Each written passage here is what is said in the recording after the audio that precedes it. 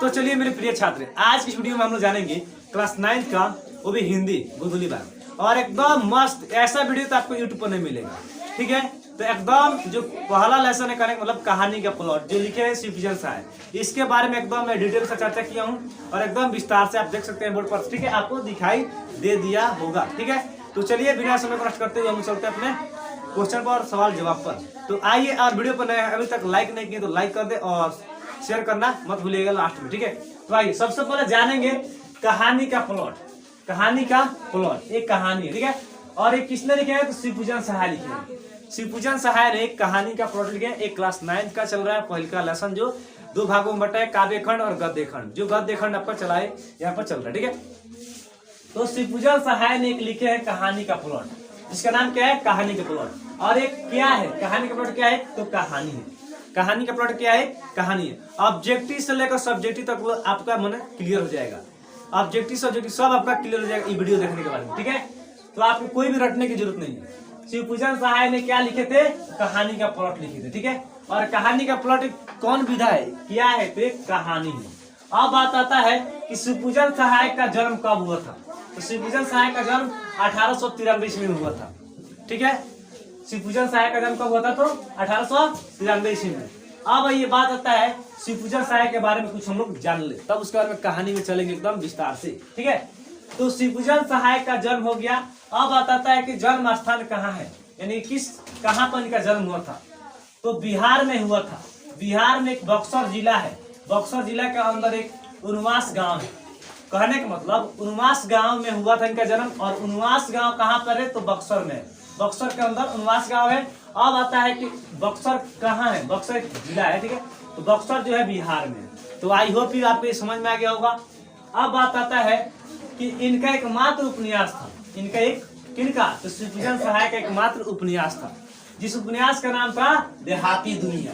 और आता है क्वेश्चन की देहाती दुनिया किसने लिखा है, तो क्या आप कहेंगे तो शिवपूजन सहाय। अब आता है दोस्तों मेरे कि 10वीं पास करने के बाद एक नौकरी करे। नौकरी कर रहे थे कहाँ पर, 10वीं पास करने के बाद में नौकरी कहाँ पर कर रहे थे तो बनारस में। कहाँ कर रहे थे बनारस। आई होप यहाँ तक आपको क्लियर। अब आता है कि लेखक का मृत्यु हो गया, यानी कि देहांत इनका कब हुआ था, यानी कहने मतलब लेखक कौन है तो शिवपूजन सहाय।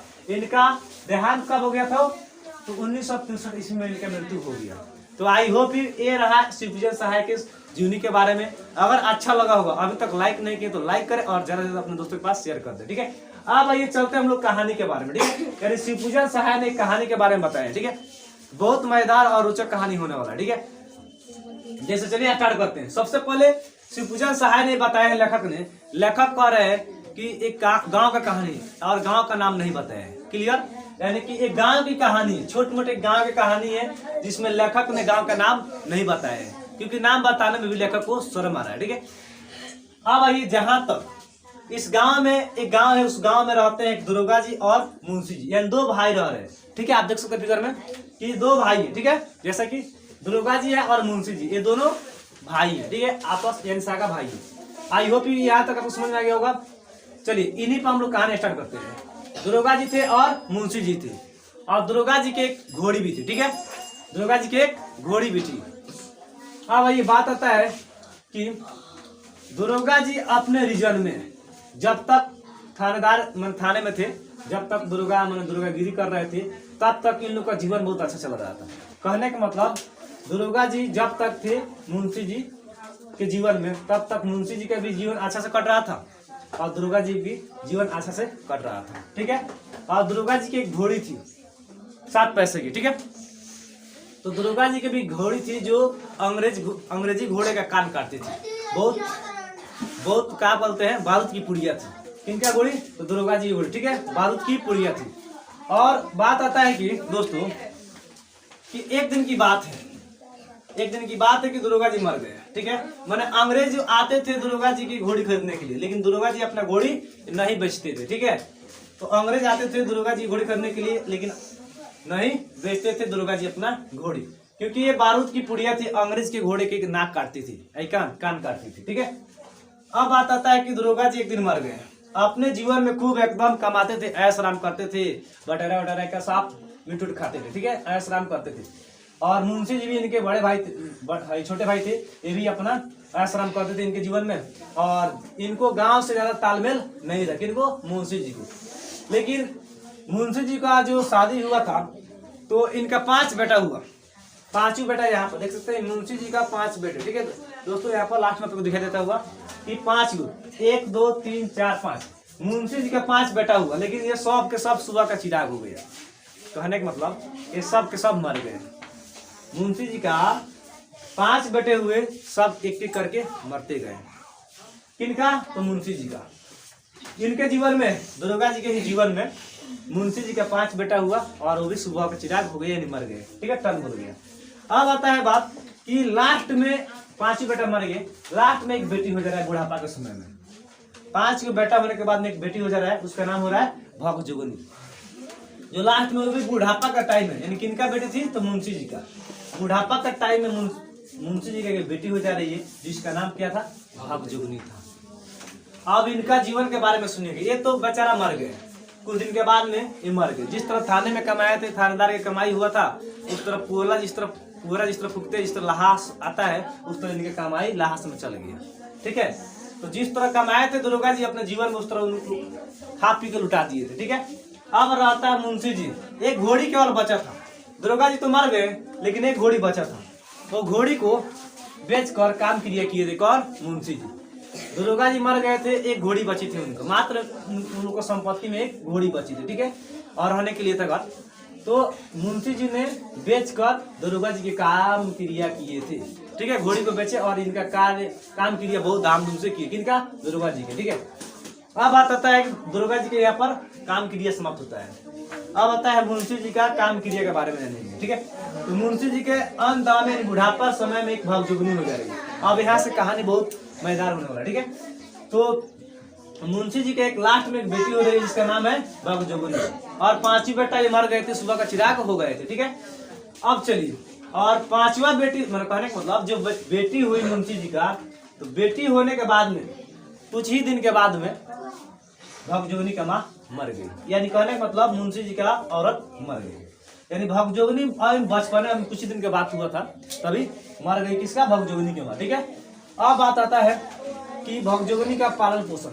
भगजोगनी का पालन पोषण जो है ना, बहुत कठिन हुआ। बहुत मैंने कठिन समस्या में इनका पालन पोषण हो रहा था।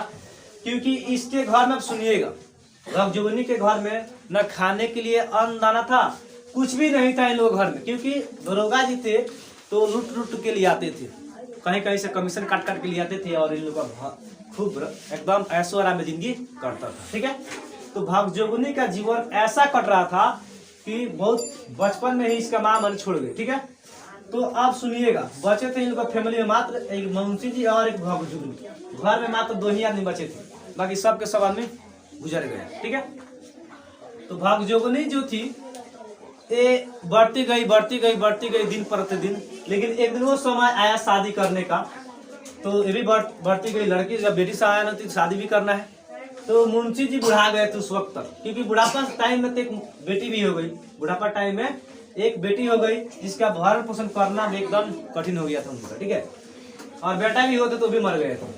तो शादी करने के बात आई, तो ये सोच रहे थे शादी करने के लिए, सोच रहे थे कि हमारे पास तो संपत्ति भी, धन दौलत भी नहीं है कि हम दहेज दे दे और किसी के यहाँ शादी कर ले, क्योंकि दहेज प्रथा है, दहेज प्रथा का जमाना है।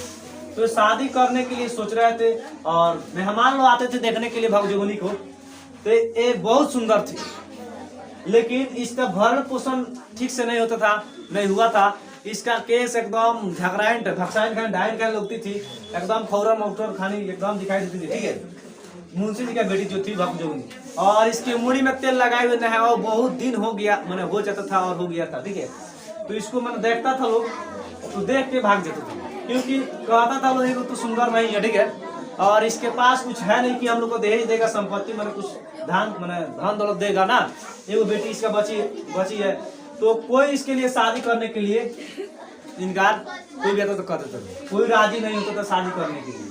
लेकिन एक दिन के बात है, मैंने एक बार की बात है कि गांव में एक बूढ़ा आदमी जो 40-45 वर्ष का होगा, 40-45 वर्ष का जो होगा, तो मुंशी जी ने इसी के साथ शादी कर रहे, जो यहाँ पर कहानी में सुनिएगा कि 40-45 वर्ष के आदमी थे, ठीक है, और उन्हीं के साथ ये शादी कर दे रहा है कौन, भगजोगनी की शादी कर दे रहे हैं मुंशी, ठीक है। बुढ़ा गया था तो इसके साथ भगजोगनी की शादी हो जा रहा है, लाचारों को बेचारा शादी करना पड़ा क्योंकि दहेज नहीं लेगा, ना लिया, ठीक है। अगर दहेज न लिया रहता कोई भी आदमी तो इससे शादी हो गया रहता क्योंकि सुंदर भी थी। अब बात आता है कि कुछ दिन के बाद में ये भी मर गया, भगजोगनी की जिससे शादी हुआ था वो भी मर गया, भगजोगनी की जिससे शादी हुआ था तो कुछ दिन के बाद में वो भी मर गया। अब भगजोगनी का जीवन यापन बहुत कठिन हो गया। तो कुछ दिन के बाद में भगजोगनी जो है ये अपने सगे बेटे के शादी की, सगे यहाँ पर सगे बेटा से भगजोगनी जो है अपने सौतेला बेटा, सौतेली माँ के बेटा से अपना शादी की, यानी सौतेली बेटा से शादी की। सॉरी कि यहाँ पर अपना जो शादी भगजोगनी की थी तो सौतेली बेटा से, ये अपना बेटा है बराबर बुझिए, तो सौतेली बेटा से शादी करना पड़ा किसको, भगजोगनी को। और इन लोग बहुत कठिन याद मैंने कहने के मतलब जीवन बीत रहा था और खाने पीने के लिए कुछ भी नहीं था, ठीक है।